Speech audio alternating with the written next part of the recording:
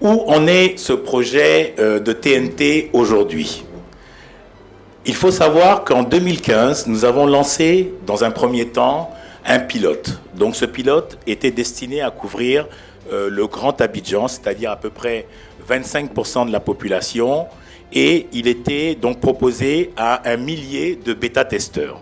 Donc l'idée là, c'était de se familiariser avec cette nouvelle technologie. En juillet 2016, on a lancé donc une procédure de financement à travers un schéma PPP, mais malheureusement, cette procédure s'est révélée infructueuse. Et donc, on ne va plus privatiser cette infrastructure de diffusion. On va créer une société nationale de diffusion, qui c'est une société publique, qui, dans un premier temps, aura que des intérêts publics. Et nous allons aussi sélectionner un intégrateur qui sera chargé du déploiement de ce réseau. En espérant que les choses se passent normalement, il est prévu qu'on puisse lancer donc cette TNT dans le Grand Abidjan en mars-avril 2018. Il faut savoir qu'entre chaque étape d'installation, les populations ont à peu près 6 mois pour s'équiper ou en équipement TNT Ready, TNT dans la norme DVB-T2, qui est la norme de diffusion en Côte d'Ivoire, et ou alors obtenir un décodeur qui va permettre à leur équipement traditionnel ou analogique de pouvoir lire les signaux en DVB-T2. La particularité de la Côte d'Ivoire, c'est que nous avons, en même temps que l'opération de numérisation, donc avec la TNT, nous avons mis en place la libéralisation donc, du secteur de l'audiovisuel. On a eu un premier appel d'offres donc, qui avait pour objectif de recruter une dizaine de chaînes de télévision privées.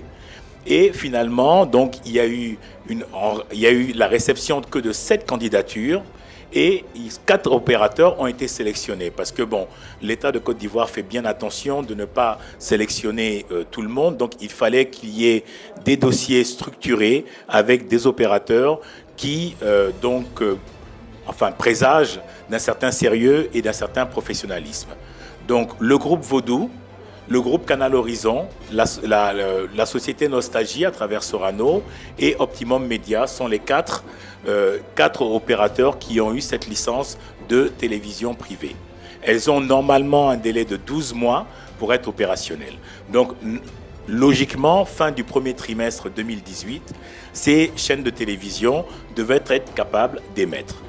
Donc, il est prévu une deuxième vague de libéralisation, mais la date à ce jour n'est pas connue.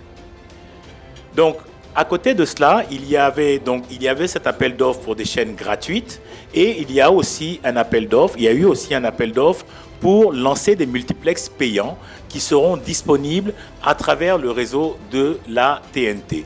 Il y a eu 3 candidatures et finalement 2 opérateurs ont été retenus, le groupe Canal Horizon et le groupe StarTime. Donc on voit ensemble donc le schéma synoptique de cet écosystème avec, on voit au centre donc les chaînes gratuites et les chaînes payantes qui sont donc en fait des éditeurs de chaînes, qui sont les éditeurs de chaînes.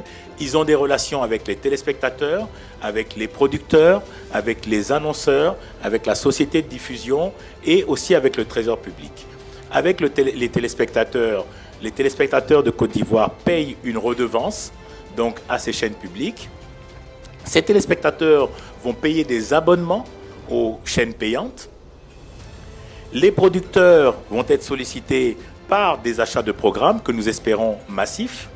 Les annonceurs vont donner à ces différents éditeurs de chaînes un certain nombre de budgets publicitaires. La société de diffusion, elle, va recevoir de ces éditeurs des droits de diffusion et tout ce petit monde va reverser au trésor public et ou à la ACA des redevances ou de la TVA et des impôts sur leurs différents résultats. La production audiovisuelle est l'un des principaux bénéficiaires de cet écosystème, d'autant plus que leur cahier des charges a signé une obligation, ils sont obligés de produire au moins 30% des programmes en national. Donc, ils sont obligés de produire nationalement ces ces programmes avec des opérateurs locaux.